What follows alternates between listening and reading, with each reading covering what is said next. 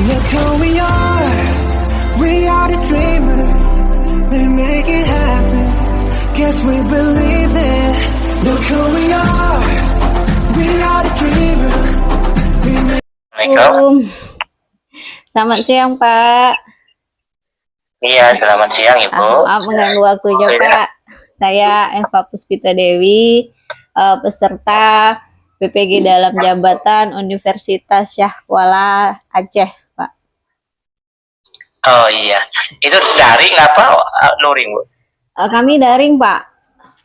Untuk Daring, pembelajarannya, ya, iya, selama 3 bulan ke depan, Pak ya. Oke, agak lumayan kalau daring ya, tetap di tempat ya. Iya, Pak. Ini Pak, saya mau izin, mau sedikit wawancara dengan Bapak, karena kami ditugaskan untuk mewawancarai pakar pendidikan, Pak ya. Ya, karena itu, Iya, Pak. ya, saya memilih Bapak sebagai sumber informasi. Di sini saya akan mengajukan beberapa pertanyaan mengenai penyebab-penyebab masalah yang terlibat dalam proses pembelajaran, Pak ya. Gimana, Bu? Ya, pertanyaan yang pertama yaitu apa saja penyebab siswa kurang termotivasi dalam proses pembelajaran, Pak?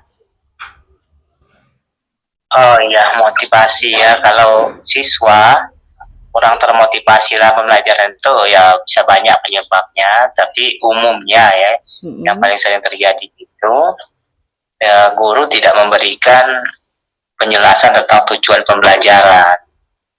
Jadi guru tuh biasanya langsung mengajar, ya misalnya mengajarkan perkalian anak-anak. Sekarang kita belajar perkalian dengan bulat, sekian kali sekian, sekian kali sekian. Tapi guru tidak memberikan tujuan anak-anak. Kalau kalian bisa pelajaran ini, kalau kalian terampil melakukan perkalian ini, maka manfaatnya begini. Nah, itu biasanya siswa akan lebih termotivasi kalau mereka tahu tujuannya begitu. Oh iya. Itu Bu saya. Oh iya Pak. Iya, terima kasih Pak. Kemudian Pak, apa saja penyebab kurangnya motivasi guru dalam menggunakan media belajar yang inovatif Pak di sini Pak? Iya. Kalau guru kurang termotivasi menggunakan media pembelajaran yang inovatif, satu bisa jadi karena dia tidak mengerti, dia tidak paham dengan media tersebut, tidak mampu mengaplikasikannya dan menggunakannya, karena itu dia tidak termotivasi. Yang kedua mungkin rendahnya pengawasan dari atasan begitu kan, karena kepala sekolah atau pengawas sekolah jarang melakukan supervisi begitu, sehingga tidak apa-apa lah asal mengajar saja kan, tidak ada yang mengawasi juga begitu kan. Yang berikutnya bisa jadi karena kurangnya reward dan punishment, penghargaan dan hukuman gitu. Baiknya di sekolah itu ada semacam kompetisi guru-guru yang kreatif, inovatif, menggunakan media pelajaran yang inovatif, diberikan penghargaan oleh sekolah gitu, diumumkan pada satu acara gitu. Dan dengan begitu ada perbedaan kan antara mereka yang menggunakan media yang inovatif dan yang tidak gitu. Jadi intinya reward dan punishment, penghargaan dan hukuman itu penting bagi setiap orang agar selalu termotivasi, Bu. Barangkali itu penjelasannya, Bu. Oh iya, terima kasih Pak ya. Sangat jelas sekali Pak penjelasannya. Kemudian penyebab peserta didik belum dapat diberikan soal-soal hot Pak. Mungkin apa saja penyebab-penyebab yang Bapak ya betul. Hot ya, high order thinking skill ya, soal-soal berpikir tingkat tinggi. Dan ini juga jadi guru kita belum begitu terampil ya, belum begitu skill dalam menggunakan soal-soal berbasis hot itu, sehingga soal-soal yang diberikan masih soal-soal tingkat rendah, apa yang dimaksud ini, apa yang dimaksud itu gitu kan. Nah itu kan berpikir tingkat rendah. Nah ini memang guru-guru kita banyak yang belum mengerti bagaimana menyusun soal host itu. Nah itu harus diperbanyak adanya diklat, bimtek tentang pembuatan soal host itu Bu. Begitu. Oh iya Pak ya. Terima kasih Pak. Kemudian apa saja penyebab kurangnya minat baca peserta didik Pak? Ini yang sering terjadi di sekolah Pak ya, kurangnya minat baca peserta didik Pak. Oh, iya, iya. Jadi istilahnya sekolah, pihak sekolah, kepala sekolah dan warga sekolah, guru ya, belum mampu menciptakan suasana di sekolah itu yang membuat siswa apa namanya termotivasi untuk membaca gitu atau literasi tadi ya. Karena apa? Di sekolah tidak ada misalnya pojok baca gitu kan.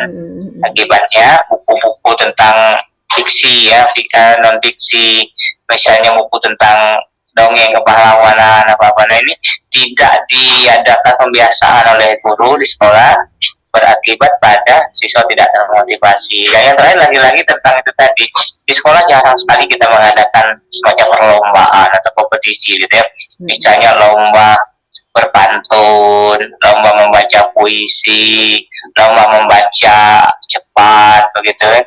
Nah ini kan kalau sering diadakan lomba, anak-anak itu akan berlatih. Mereka secara naluri ya, semua orang tuh pengen jadi pemenang kan. Iya, Nah benar, jadi Pak.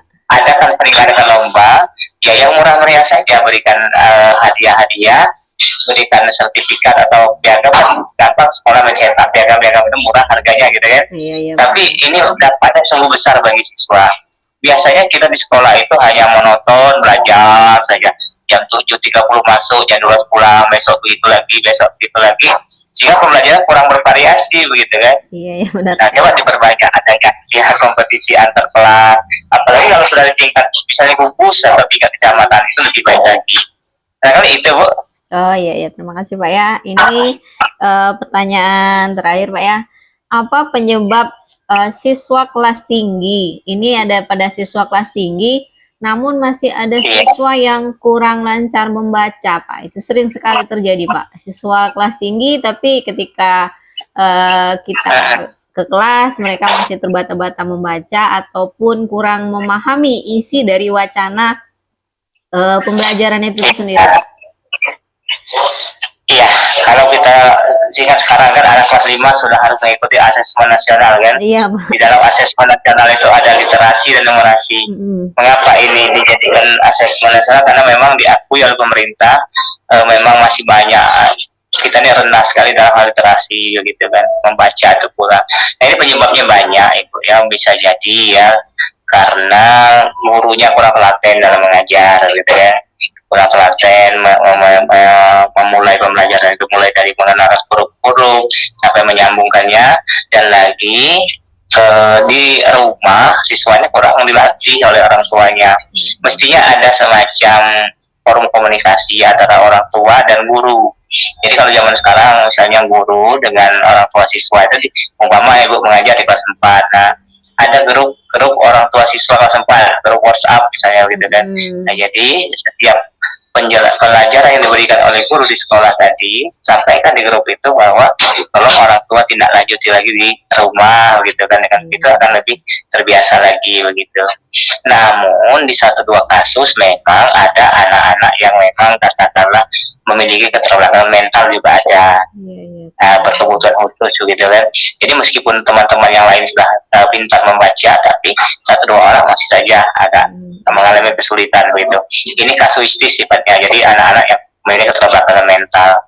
Yang berikutnya jangan lupa kita dengan adanya pandemi COVID-19 kemarin kan, 2 tahun pembelajaran kita itu agak minimalis sekali, ada yang sampai tidak belajar sama sekali gitu kan. Iya benar. Belajar asal belajar saja. Nah karena itu kita perlu mengambil langkah-langkah yang namanya pemulihan pembelajaran. Sekarang kan COVID boleh dikatakan sudah selesai, nah sekolah harus mengejar ketertinggalan itu, misalnya dengan menggunakan kurikulum Merdeka kalau sekarang kan. Jadi kita cari mana yang paling penting untuk diajarkan di sekolah. Sebetulnya pada jenjang SD gampang saja kan, istilahnya membaca, menulis, berhitung kan. 3 kemampuan dasar di SD itu membaca, menulis, berhitung.